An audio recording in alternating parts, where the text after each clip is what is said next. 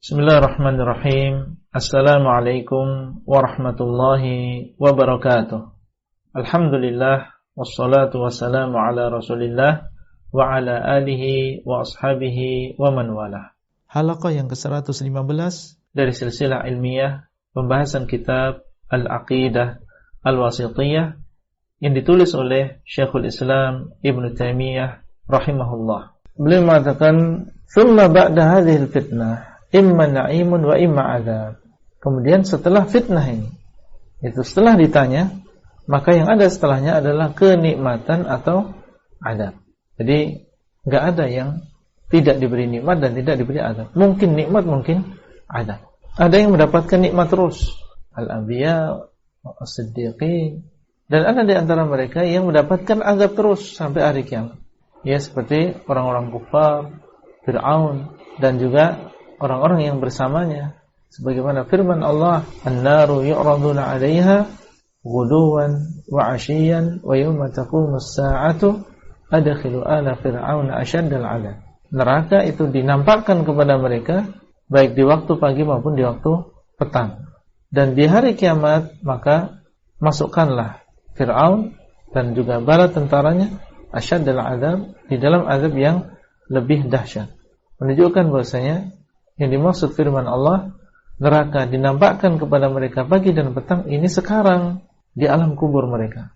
Karena setelahnya disebutkan asyaddal azab, disebutkan setelahnya azab yang lebih dahsyat, yaitu di neraka.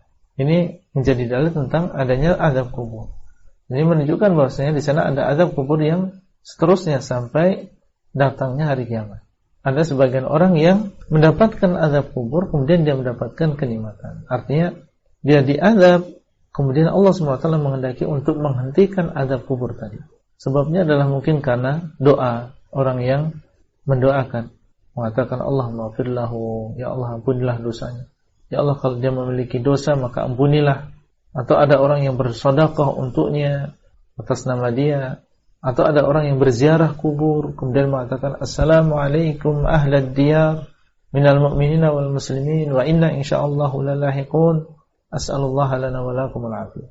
Dia doa dan mengucapkan salam dengan sungguh-sungguh, Allah mengabulkan salamnya, mengabulkan doanya, akhirnya Allah SWT mengampuni sebagian mereka, dihentikan azabnya.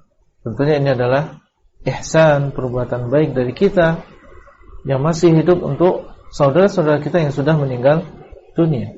Kalau ada di antara mereka yang dihentikan oleh Allah Azza wa Jalla azab kuburnya karena sebab doa kita dan ziarah kita, maka tentunya ini adalah kebaikan yang besar.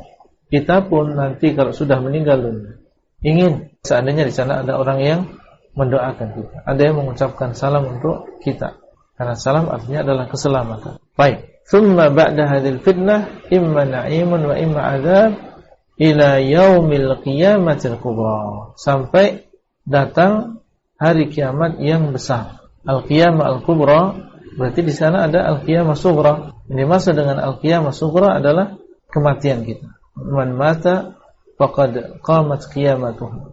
Barang siapa yang meninggal dunia maka sudah mulai datang kiamatnya. Ini adalah kiamat yang sughra. Adapun kiamah kubra, maka yang dimaksud adalah ditiupnya sangkakala yang pertama dan seterusnya. Ila yaumil qiyamati al-kubra.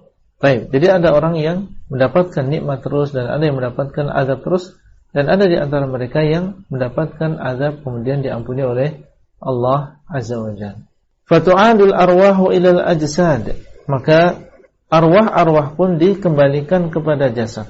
Kapan ini? Ketika datang kiamat al-kubra. Ketika ditiup sangkakala yang pertama, semua akan meninggal dunia.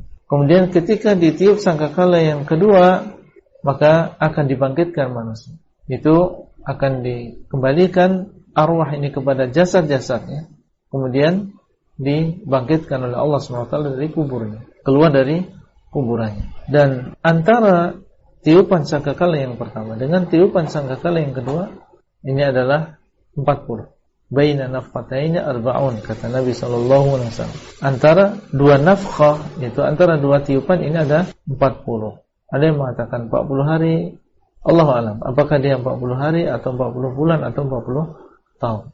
Jelas antara dua tiupannya ada 40. Di masa itulah Allah SWT akan menurunkan hujan yang ringan, yang ketika itu mengenai tulang ekor manusia, yang tulang itulah yang tersisa. Ketika hujan mengenai tulang ekor tadi, maka dia akan tumbuh tunas.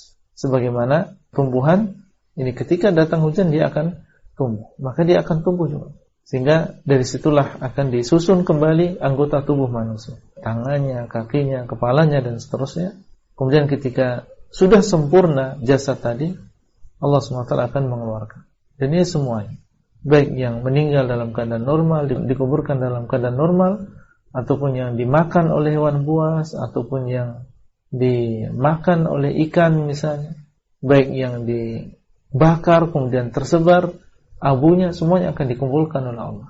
Sehingga dalam Al-Quran ketika Allah SWT menceritakan tentang bagaimana air menumbuhkan tanaman dengan izin Allah, Allah mengatakan kadzalikal khuruj, demikianlah al-khuruj, yaitu demikianlah kalian akan dikeluarkan, maka akan dikembalikan ruh ini kepada jasadnya. Dan inilah dinamakan dengan Yaumul Ba'ats, yaitu hari kebangkitan. Allah SWT kembalikan ruh kepada jasad dan Allah hidupkan dia kembali setelah sebelumnya dia meninggal dunia. Itulah yang bisa kita sampaikan pada halaqah kali ini. Semoga bermanfaat dan sampai bertemu kembali pada halaqah selanjutnya. Wassalamualaikum warahmatullahi wabarakatuh. Abdullah Rai di kota Jember. Materi audio ini disampaikan di dalam grup WA Halaqah Silsilah Ilmiah HSI Abdullah Rai.